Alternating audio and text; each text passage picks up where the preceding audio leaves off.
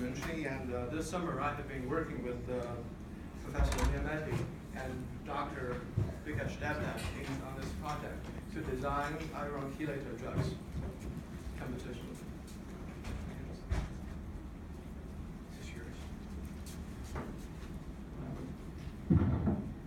So in the next few minutes, I'm going to briefly talk about iron metalloproteins and virtual screening, and how are we going to use virtual screening to inhibit iron metalloproteins when necessary. For each and every one drug to come to market, on average, there are 5 patients participating in clinical trials, following 250 preclinical trials, and altogether 10,000 compounds are screened, which adds up to 15 years and $800 million, and it involves lives. So this is the very time when virtual screening comes to our rescue. The idea behind virtual screening is to use computational methods to make an educated guess about what might be the drugs. You know, people have been doing this for decades, but people have been doing this target by target. And now we endeavor to design a new algorithm that can look at a set of proteins that have similar potency at the same time. And of course, it is not a surprise anymore what proteins are we going to be looking at. It's iron-containing proteins. Iron is one of the most labile, multifunctional, and powerful reaction center in the human body. So it is essential for many physiological functions. However, under dysregulation conditions, it could also do harm to our body, causing diseases like neurodegenerative diseases and various types of cancers. So the first part of the paper is more like a review paper, and the most exciting part, the second half, is the part in which we try to design a filter consisting of drug likeness assessment, machine learning model, docking and protein ligand fingerprinting, and finally, quantum mechanics, molecular mechanics, GDSA calculation. You can use this to filter the commercial database, and hopefully we'll get some hit compounds. So people have been developing a lot of metabolic iron chelators as well as iron protein inhibitors. And there is a philosophy relationship called quantitative structure-activity relationship, or QSAR, that tells us that there's a definitive relationship between the structure of a compound and what can it do. Therefore, if there is a group of compounds that can do one thing or similar things, there has to be something in common.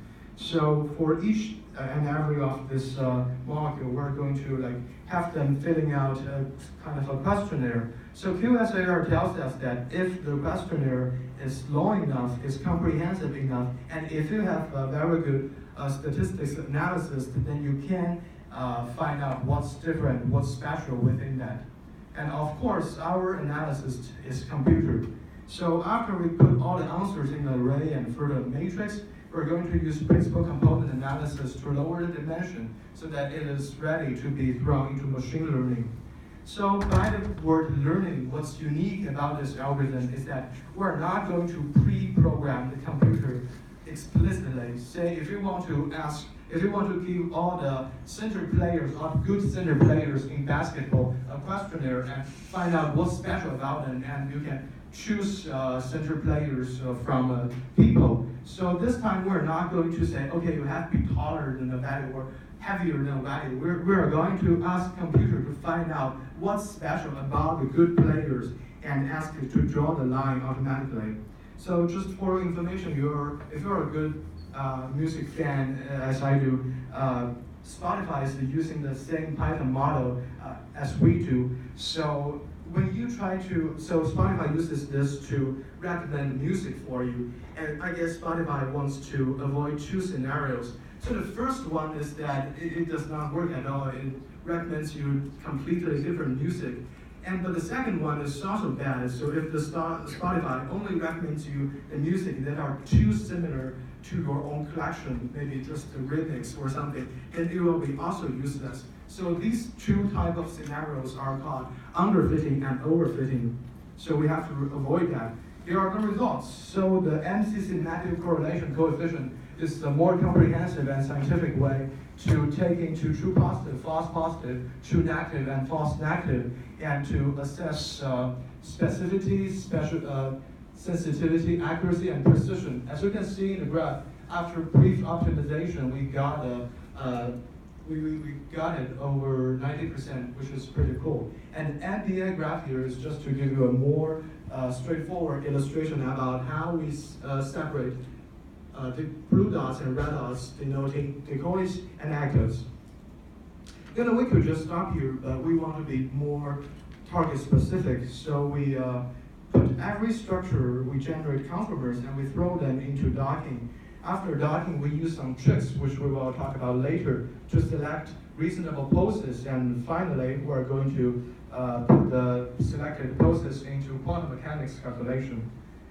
I'm not going to talk in too much detail about how each and every step works, because of the time limit. I'm just going to talk about two problems that we encountered and solved during this whole process. So the first one is that docking softwares are not very reliable because it is using a pairwise scoring function, and this highly empirical methods is really uncomfortable when dealing with lacking of database. So what we did here is that we used our in-house protein ligand fingerprinting solutions. So this is a bunch of structures of inhibitors co-crystallography of EGLN2. As you can see here, they all contain some similar patterns. They all have some kind of interactions with iron as well as argin-3A3. So by the word interaction, I'm going to follow the definitions that are accepted by most of the people, except only one exception, the metal, because that's the part where we pay our most focus.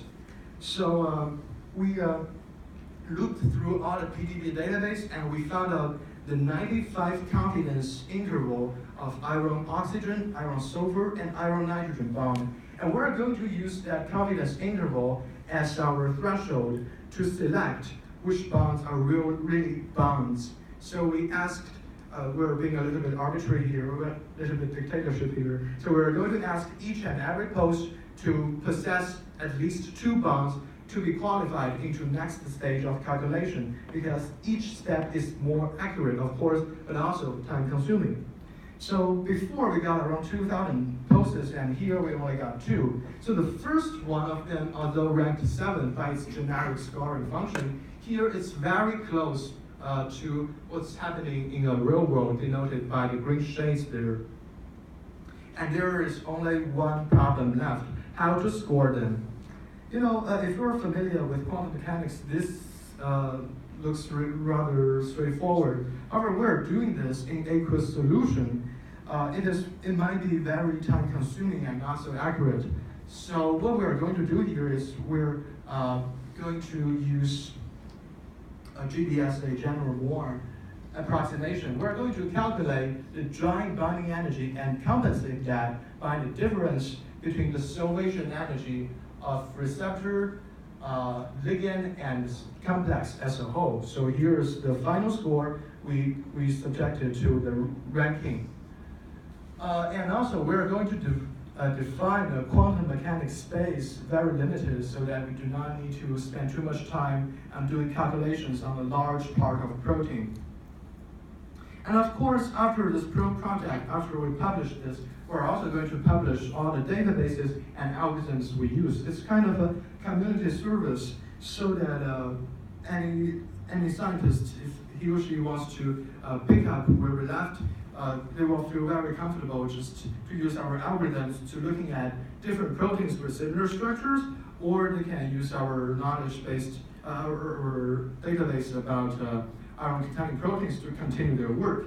So in that way, we can work hand in hand. Although this sounds a little bit rhetoric, but we can work hand in hand to improve and to revolute the methodology in the probably the most epic and honorable fight human beings are fighting. It's us against cancer. And I would like to thank everyone in Professor Lauren Medistat, and I would also thank your program. So that's it. Thank you. And